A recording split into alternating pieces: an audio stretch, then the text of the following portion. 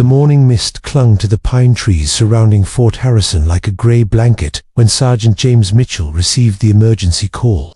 A 7-year-old girl named Emma Hartley had vanished into the dense Blackwood forest during a family camping trip. 24 hours had passed, and local search teams had found nothing but a torn piece of her pink jacket caught on a bramble bush 3 miles into the wilderness. James stood in the kennel facility, watching his German shepherd, Rex, pace with restless energy.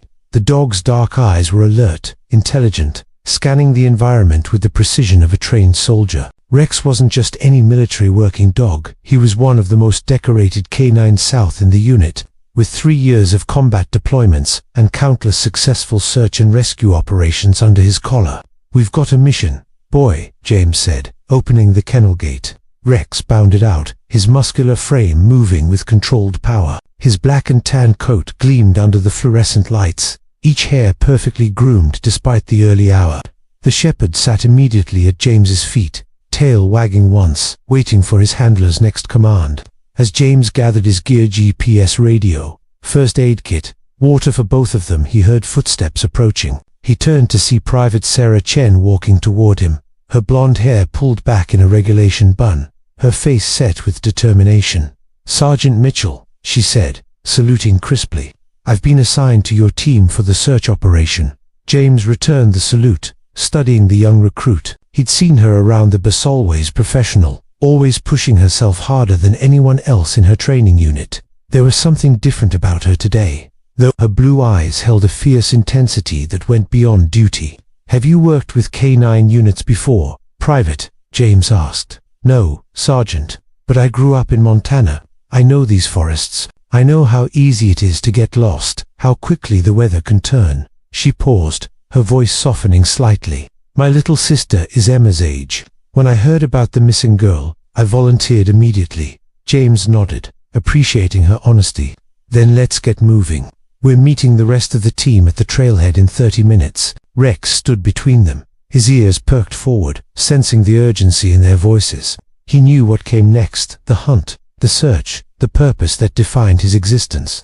Chapter 2. Into the wilderness. The Blackwood forest lived up to its name. Ancient trees towered overhead, their branches so thick they blocked out most of the morning sun. The forest floor was a tangle of roots, fallen logs, and undergrowth that made every step treacherous.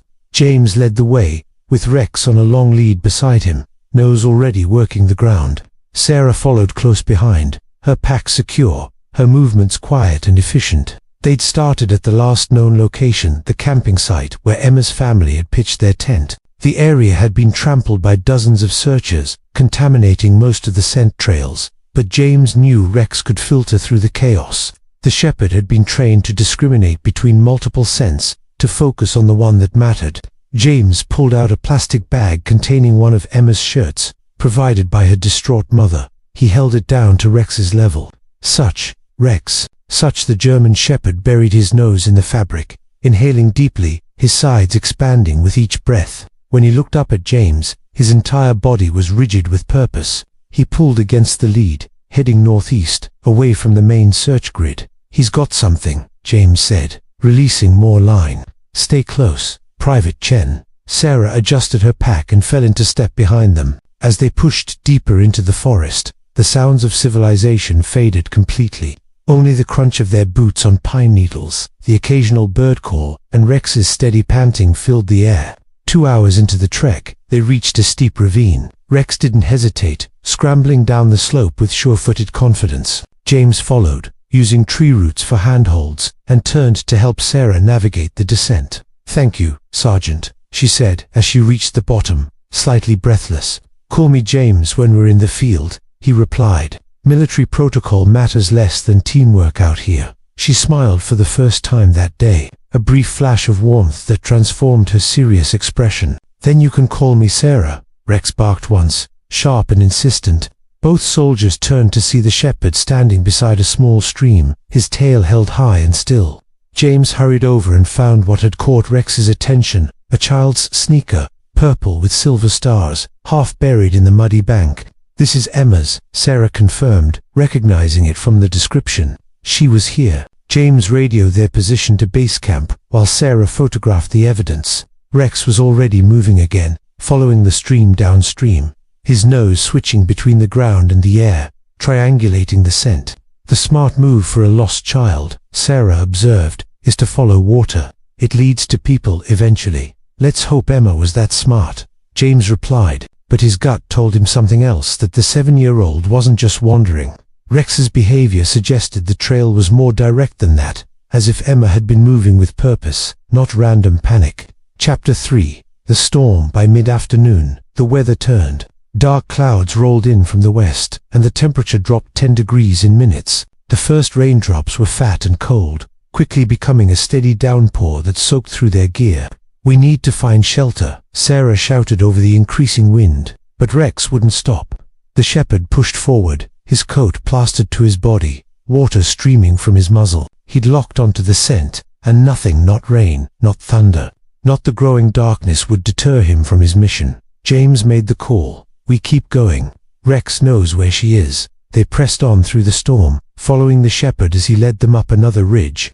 Lightning split the sky, illuminating the forest in stark, terrifying flashes. Thunder crashed so close that Sarah felt it in her chest. But she didn't complain, didn't ask to turn back. James found himself impressed by her resilience. "You're doing well?" he called back to her during a brief lull in the storm. Most recruits would be crying to go back by now. "I'm not most recruits," Sarah replied, and there was steel in her voice. Rex suddenly stopped, his head swinging to the left. He gave a low whine, then bounded off the trail, toward a dense cluster of boulders barely visible through the rain and mist. "Rex, higher," James commanded, but the shepherd was already out of sight. They rushed after him, branches whipping at their faces, the ground treacherous with mud and wet leaves. When they reached the boulders, they found Rex standing at the entrance to a small cave, barking with a mixture of excitement and urgency. James pulled out his flashlight and shone it into the darkness.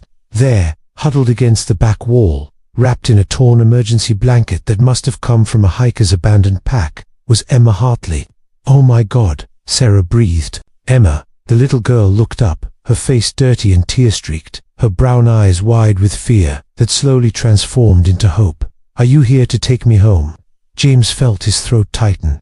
"Yes, sweetheart, we're here to take you home." Rex, ever the professional, sat at the cave entrance, watching both the rescued child and the forest beyond, maintaining his protective posture even as his tail wagged in satisfaction. Chapter 4. The long walk back. Emma was dehydrated and exhausted, with several scrapes and a badly bruised ankle, but otherwise unharmed. Sarah immediately went to work, giving the child water in small sips, wrapping her in a thermal blanket from her pack, treating her wounds with the first aid kit. "You're going to be okay," Sarah murmured, her voice gentle in a way James hadn't heard before. "You're so brave, Emma. Your parents are going to be so happy." Emma clung to Sarah like a lifeline. "I got lost chasing a butterfly. It was so pretty, and I thought I could find my way back, but everything looked the same. I was so scared." "I know," Sarah said, "but you did the right thing, finding shelter. That was very smart." While Sarah tended to Emma, James radioed their success to base camp.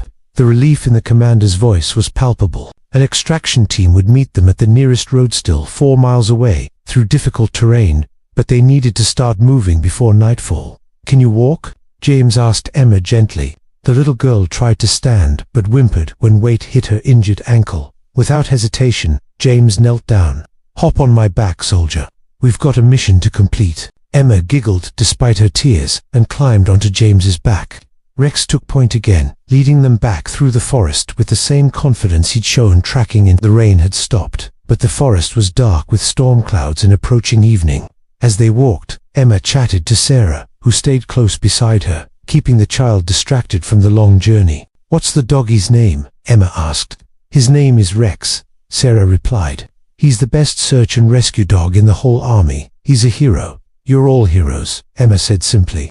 "You saved me." James felt the weight of those words, the responsibility, the privilege, the reason he'd chosen this path. Looking ahead at Rex, working tirelessly despite the hours of difficult tracking, and glancing back at Sarah, who'd volunteered for this mission without a second thought, he felt something shift inside him. This was what service meant. Not just following orders or completing missions, but protecting those who couldn't protect themselves. "Sarah," James said during a brief rest stop, "you did good work today. Naturalinstincts.com under pressure. Have you thought about specializing in canine operations? Sarah looked surprised, then thoughtful. I've always loved dogs. And working with Rex today, ... double quotes. She reached out to pat the shepherd's head. Rex leaned into her touch, accepting her as pack. Yeah, I think I'd like that. James nodded, feeling the beginning of respect that could grow into something more professional: partnership, perhaps friendship, maybe even something deeper that neither would acknowledge yet, bound by duty and protocol. Chapter 5. Home. They reached the extraction point, just as the last light faded from the sky. Emma's parents were there, having refused to leave despite the late hour. The moment they saw their daughter, they broke down, rushing forward with tears and desperate embraces. My baby, Emma's mother sobbed, holding her daughter as if she'd never let go. Emma's father shook James's hand firmly, then Sarah's, then actually hugged them both. Thank you. Doesn't seem like enough, but thank you. You brought our daughter back. Rex found her, James said, gesturing to the German shepherd, who sat calmly beside him, watching the reunion with quiet satisfaction. He's the real hero. Emma wriggled out of her mother's arms long enough to throw herself at Rex, hugging the big dog around his neck. Rex remained perfectly still, gentler than James had ever seen him, as if he understood the fragility of the child in his care. Good boy, Emma whispered into Rex's fur. You're the best dog in the whole world. The ride back to base was quiet, everyone exhausted. Rex lay across the back seat, his head in Sarah's lap. She stroked his fur absently, staring out the window at the dark forest sliding past. What are you thinking about? James asked from the driver's seat. That little girl, Sarah replied softly. How scared she must have been. How brave she was to survive alone in the wilderness. And how amazing it is that Rex could find her in all that. She paused. This is why we serve, isn't it? For moments like this, exactly like this, James agreed. When they arrived back at Fort Harrison, the entire canine unit was waiting. As they climbed out of the vehicle, Rex leading the way, the unit erupted in applause. Commander Walsh approached, smiling broadly. Outstanding work, Sergeant Mitchell, Private Chen, and of course, Rex. The commander crouched down to the shepherd's level. Extra rations for you tonight, boy. Rex's tail wagged once, accepting the praise as his due. Later, after Rex had been fed and bedded down for the night, James found Sarah sitting outside the kennel facility, still in her dirty uniform, nursing a cup of coffee. Mind if I join you? He asked. Not at all. She shifted over on the bench. They sat in comfortable silence for a while, the adrenaline of the day finally wearing off, leaving them both exhausted but satisfied. I meant what I said earlier. James finally spoke. About canine operations. If you're serious, I'll recommend you for the program. Sarah turned to look at him, and in the dim light from the facility, James saw something in her expression that made his heart skip gratitude. Yes, but also a warmth that went beyond professional respect. I'd like that, she said. Learning from you, working with dogs like Rex, it feels right. It won't be easy, James warned. The training is brutal. The missions can be dangerous, and the dogs, when you lose one, it's like losing family. Nothing worth doing is easy, Sarah replied. My father taught me that before he died. He was a soldier too. I joined because of him, to honor his service. She smiled sadly. I think he'd be proud of what we did today. I'm sure he would be. Another silence. This one charged with something unspoken. James was her superior officer. Protocol dictated maintaining professional distance.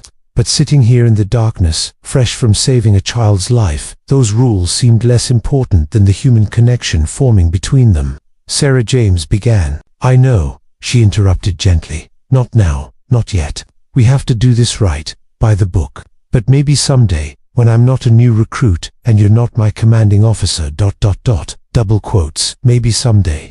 James agreed, and they both smiled at the possibility hanging in the air like a promise. Inside the kennel, Rex lifted his head, sensing his handler nearby. The shepherd gave a soft woof of contentment, then settled back down to sleep, his work complete, his purpose fulfilled for another day. Epilogue. 6 months later, the morning sun painted Fort Harrison in shades of gold and amber, as Sarah Chen completed her final qualification test for canine operations. She'd spent 6 months in intensive training, learning canine behavior, handler protocols, tactical operations, and emergency medicine. Every day had been grueling, but she'd never once considered quitting. Commander Walsh stood with James on the observation deck, watching as Sarah ran the final search and rescue scenario with a young German shepherd named Luna, a dog she'd been partnered with for the last 3 months. "She's exceptional," Walsh commented. "Best candidate we've had in years. You trained her well, Mitchell." "She trained herself, sir," James replied, but he couldn't keep the pride out of his voice. "I just pointed her in the right direction." When Sarah completed the course, finding the hidden victim in record time, the assembled unit erupted in applause. She saluted Walsh as he approached to present her canine handler certification. "Congratulations, Corporal Chen," Walsh said, having promoted her 2 months prior.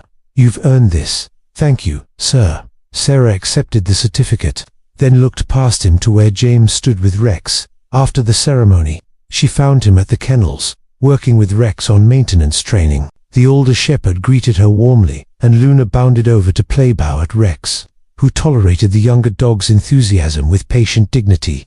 "So," James said, "now that you're officially a canine handler, double quotes, and you've been promoted to lieutenant," Sarah added, noting his new insignia. "We're still in the same chain of command, but not direct supervisor and subordinate anymore." They looked at each other, both understanding what remained unspoken. The foundation they'd built over the past 6 months, mutual respect, shared values, proven compatibility in high-stress situations, had grown into something neither could ignore. "There's a military ball next month," James said. "Handler units are expected to attend." "I've heard," Sarah replied, smiling. "Are you asking me something, Lieutenant? Would you like to go with me, Corporal, as a date, not colleagues?" Sarah's smile widened. "I'd like that very much." Rex barked once, as if in approval, and they both laughed. In the distance, Emma Hartley's thank you letter was pinned to the unit's bulletin board, with a crayon drawing of a girl, 2 soldiers, and a German shepherd. The caption, in a child's careful handwriting, read, "My heroes." It was a reminder of why they served, why they pushed themselves to excel, why the bond between handler, dog, and team mattered so much. Lives depended on their skill, their dedication, their willingness to venture into darkness to bring others home. As Sarah walked beside James toward the mess hall, Luna and Rex trotting alongside them, she felt a profound sense of belonging to the unit, to the mission, to the pack they'd formed together. The future stretched ahead, full of challenges and dangers, but also possibilities, and she was ready for all of it.